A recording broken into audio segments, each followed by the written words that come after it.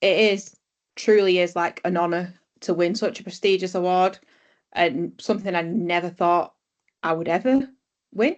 I didn't think I didn't put my name forward, but I never thought my name would get put forward for it.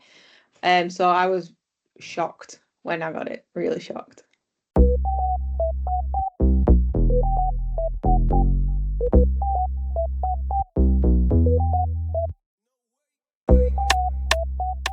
Hello, and welcome back to BPSA Beyond the Dispensary, the official BPSA podcast. My name's Molly, and I'm your host. Today's episode is a very special one. We'll be interviewing Abby, this year's winner of the David Kearney Award, one of the BPSA's most prestigious awards that recognises people who have given outstanding contribution to the profession as a whole. The award is given in memory of the late David Kearney, who went above and beyond for the profession. Abby is a third-year pharmacy student from the University of Huddersfield. As a mature student with over 15 years of experience working in pharmacy, Abby was nominated for her work with Well Pharmacy, administering over 400 vaccinations. Her commitment to patient care and public health is not only admirable, but serves as a reminder of the powerful impact that pharmacy students can make. We'll be exploring her motivations, challenges, and what she's learned along the way. Now let's get into it. I'd like to give Abby a very warm welcome to the podcast. Welcome to the pod. How are you feeling today? I'm good, thank you. Thank you for having me. No problem at all. So just to get started, do you want to give us a little bit of a background to yourself? So what uni are you studying at? What year are you in? Yes, so I'm a third year M-Pharm student at the University of Huddersfield, and I'm also a community pharmacy technician for Well Pharmacy. Do you want to give us a little bit more detail into why you decided to pursue a career in pharmacy? Yeah, so I started working in pharmacy around 15 years ago as a delivery driver, and I didn't think a pharmacy was a career for me. It was literally just a job at the time. And then I progressed on to being a dispenser and then a technician, and then it became like, well, what's next? So my dad's like, I think you'd make an amazing pharmacist. And I'm like, no, it's okay, I'm fine being an ACT. And he's like, no, I think you should go and do it. So then I ended up applying to Huddersfield to do the foundation year to get into pharmacy, and pharmacy just became my life. And how are you finding pharmacy so far? You're in third year now, so just finished third year. How's it been? It's difficult. As a mature student, it is so difficult.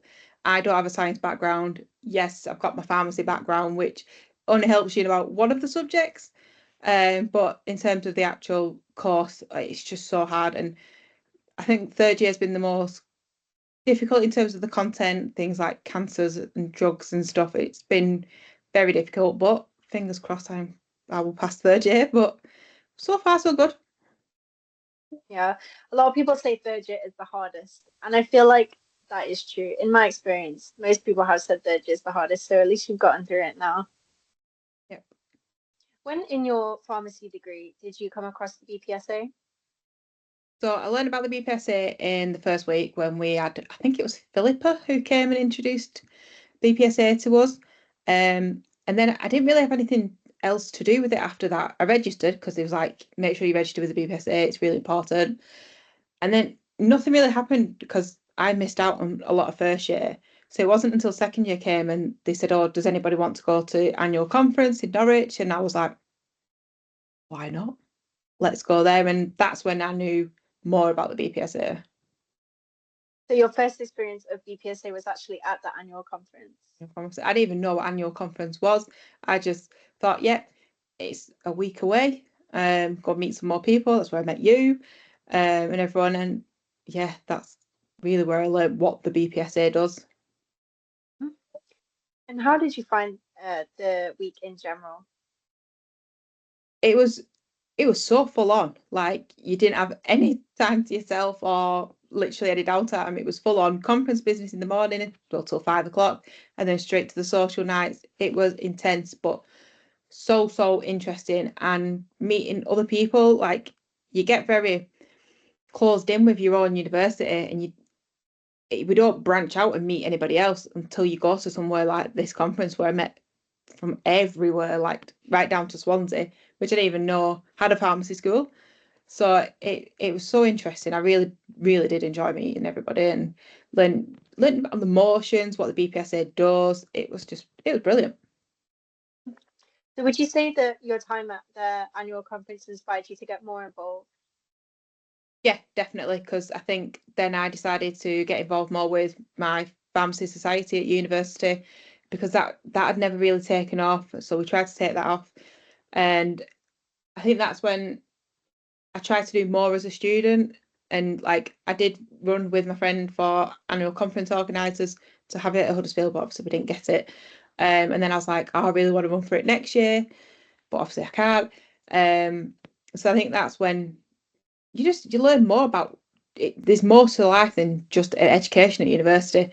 You can just learn so much more and get involved and like all the campaigns that they run. And it's just a brilliant way to get involved with everybody. Yeah, for sure. I feel like that's the experience of a lot of people that come to annual conference as well.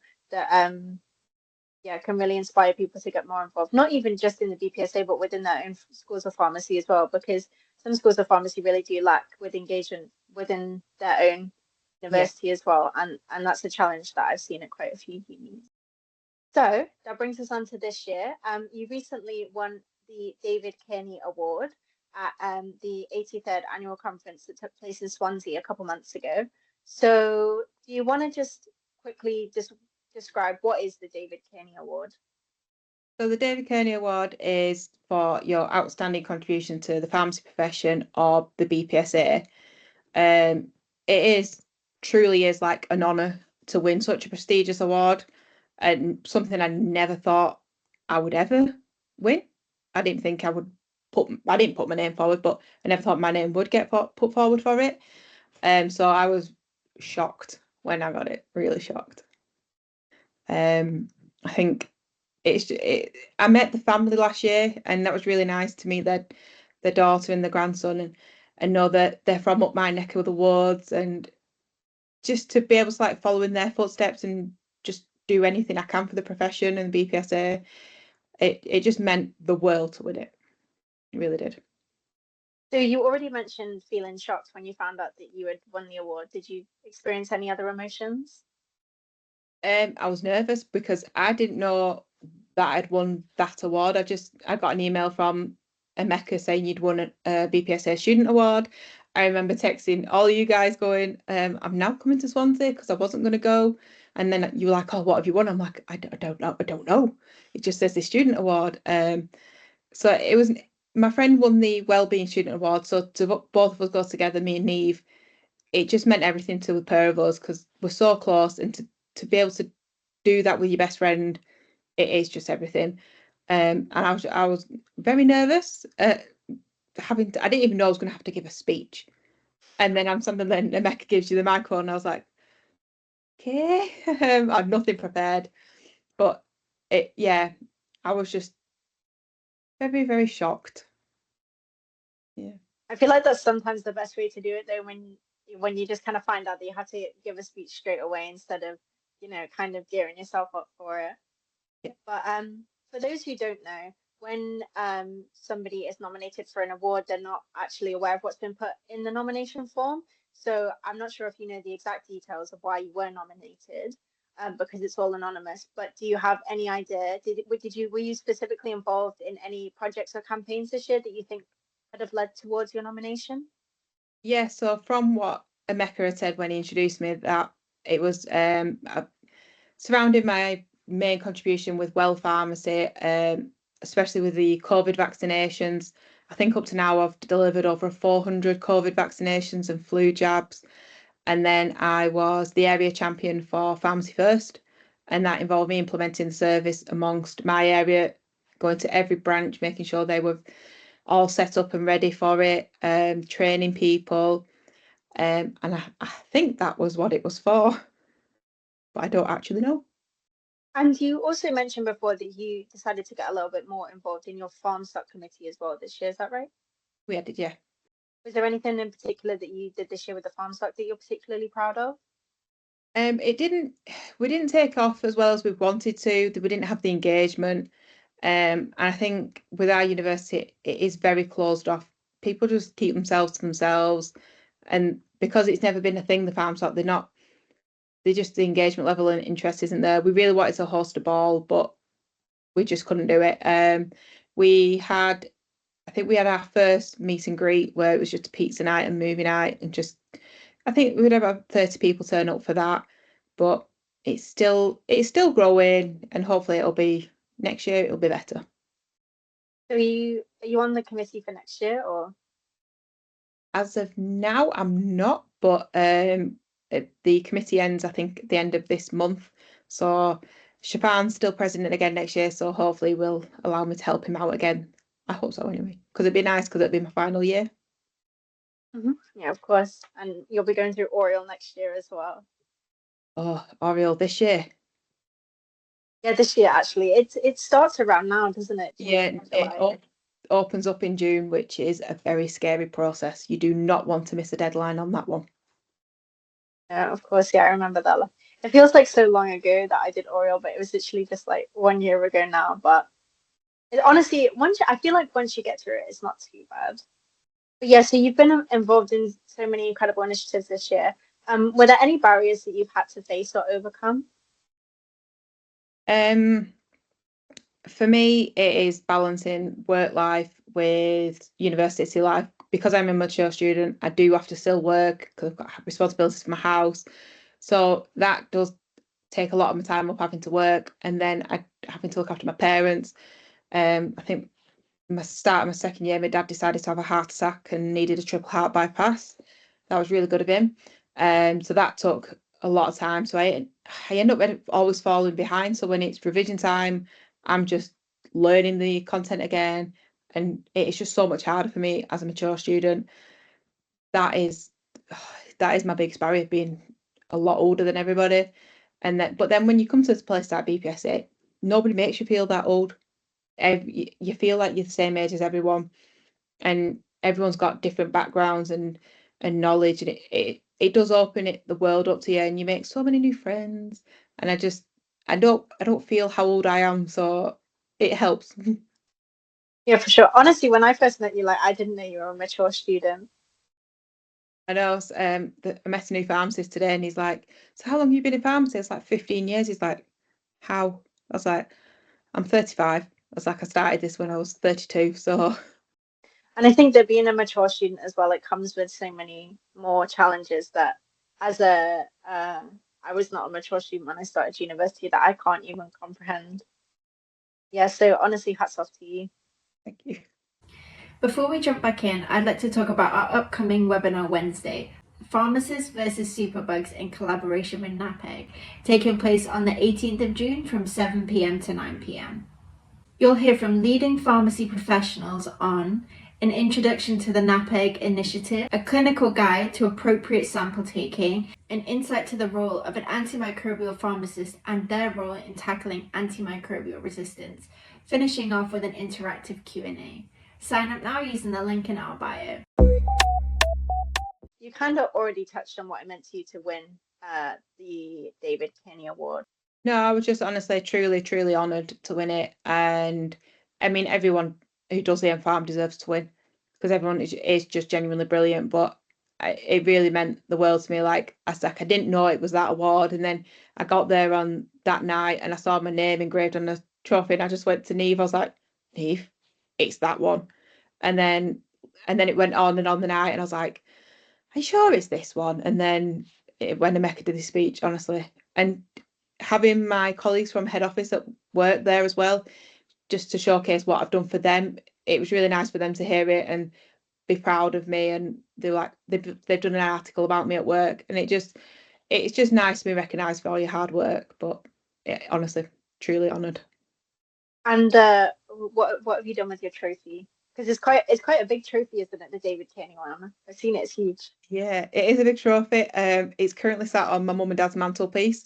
I daren't bring it to my house. I don't want my cats to knock it and break it. So it's securely in its box still, but it's on the fireplace. Because they're really proud of me, because growing up I didn't have any like academic achievements, and whereas my sister did, so she was always getting awards. I just had nothing. I just sailed through life. So it's nice for them to be finally like proud of me. Obviously, they're always proud, but it's nice to see and have it there. It's like Abby finally has a trophy. You've already touched on you're going into fourth year next year, going through oral. Is there anything in particular that you're looking forward to in the future? So as I casually announced at the awards do, I am planning to adopt a child in March next year. So that's why I couldn't run for AC organizer. So I'm hoping it goes through, and then trying to take on pre-reg year whilst having a child. But I think it's the right decision for me. I'm known as the BPSA mum, but it's about time I had my own children as I am getting a bit older. So I'm excited for that, and I'm so excited to actually finish the degree. Like, it's been a tough 5 years for me. I've been through so much, and it'll just be so nice to get that piece of paper at the end. And obviously then you've got the foundation year training, and that's a whole world of its own. But I'm excited, very excited. And where are you planning to apply for pre-reg? Have you got any ideas yet, or? I was literally begging Well Pharmacy whilst we was at BPSA Day to make sure I could do it with them. Ideally, I would like a community pharmacy with GP split, but places are really short. So I'm happy just having community. Like, community is where I've grown up. It's what I know, and it's where I excel, and I love the patient contact. So any community pharmacy would be great. So is your hope to become a community pharmacist in the future? I think so, or at least for a few years after I've qualified. I do think I see myself more heading towards superintendent side of things, like where you can really make a change.